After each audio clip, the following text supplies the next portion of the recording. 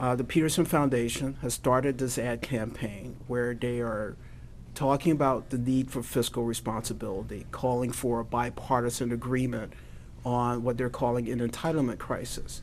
Now, what do you see as wrong with what they're doing? Well, What's the danger?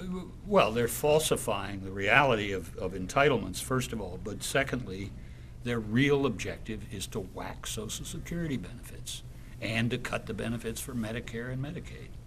And if you read their documents, they will never say that in direct English, but the meaning is very clear. And I'm concerned that these influentials, not just Pete Peterson, but leading foundations like Brookings, Heritage, American Enterprise Institute, a whole bunch of others, think they have a way to slip this past the American people.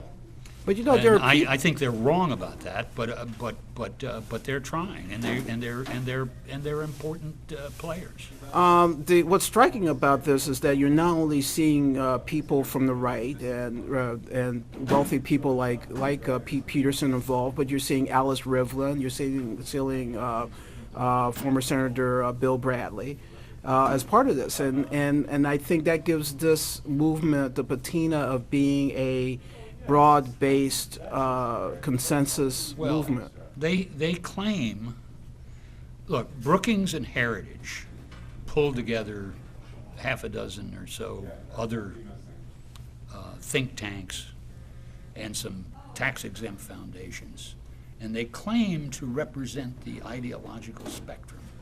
Well, that's basically a lie. They represent the corporate-friendly end of the ideological spectrum. There are no labor people there. There are no liberals. There's nobody who speaks for the beneficiaries who paid in their money all these years to Social Security, and now they're going to be told by these folks, sorry, we can't afford your retirement benefits. We're going to have to cut them. That's basically what they're up to. But isn't there, in a way, a kernel of truth in what they're saying, given the amount of money that not only the amount of money that has been spent by the Bush administration, but the amount of money that's being spent now on an economic bailout and an economic recovery plan? Follow the bouncing ball. The government taxed people starting in 1983 at a higher rate. You pay it every week or every month on your paycheck, to put aside money in advance for Social Security benefits when the baby boom generation reached retirement age, which they've just done. Now the government went out and spent this money on other things. The money did not belong to them. It belonged to the Social Security Trust Fund. They borrowed it formally and officially with a legal obligation to repay it. And now that Social Security is about to need that money to pay its regular benefits, these folks want to say, sorry, we can't give you back the money. That's theft. That's larceny. It's basically a fraud of bait and switch. And that's wrong. You can then say anything you like about whether people's benefits are too high or too low. That's not the issue. The issue is we paid our money in, and now they're not going to give it back to us as they had promised. So what should citizens do about this? How do we approach this issue? The first goal of citizens should be to engage themselves very visibly and aggressively in the politics of Washington. And they can do that by letter, by telephone, by email, by coming here and communicating not just to the White House, but to their elected representatives in the Congress. If you vote for this scheme to gut Social Security benefits, you're on our list and your career is doomed. And put it as civilly as possible, but make it very clear that there will be political retribution for anyone who votes for this.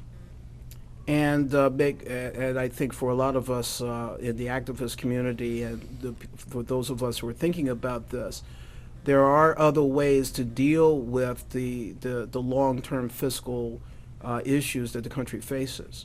We have, I mean, there's a world of dimensions to our indebtedness. One of the principal ones, which nobody in authority wants to talk about, is the trading system, which is wildly out of balance. We run huge trade deficits every year. That's a real cause of American indebtedness. Not Social Security, not Medicare, but the trading system. Do you hear Washington politicians talking much about that? Some do, but not many.